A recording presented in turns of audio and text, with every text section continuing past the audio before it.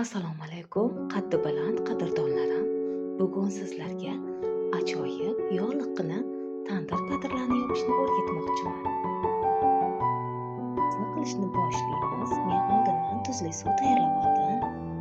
Choy qoshiqda yarim qoshiq qilib durust solamiz.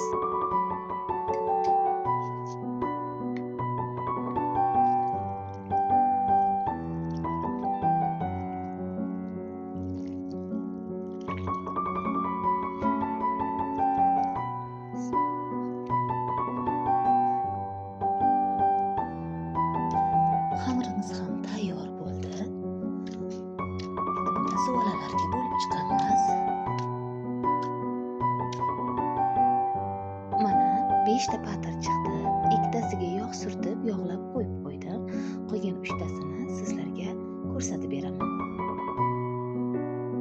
Azizlarim, mana xamirimizni ham yoyib oldik. Endi bularni yog'lab chiqamiz.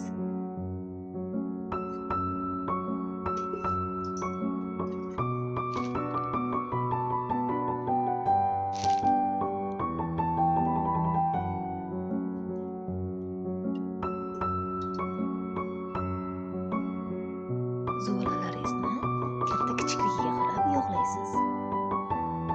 Meni bu zuvalamga 2 cho'mich yog' ketdi.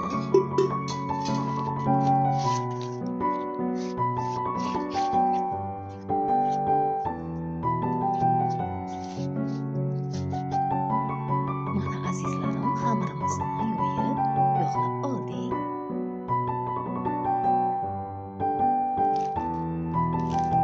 Xamirlarimizni endi kesib olamiz.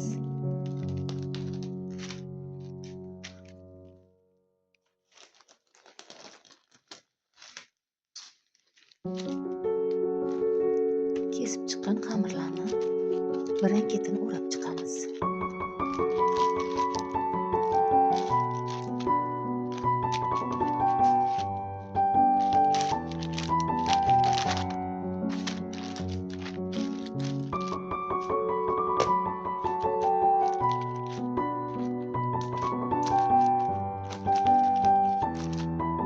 Mana qadrdonlarim, patirlarimizni yasab oldik.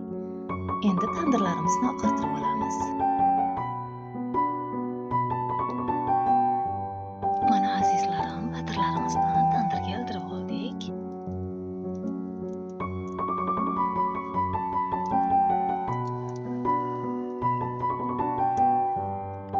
Mana azizlarim, patirlarimiz ham pishib chiqdi.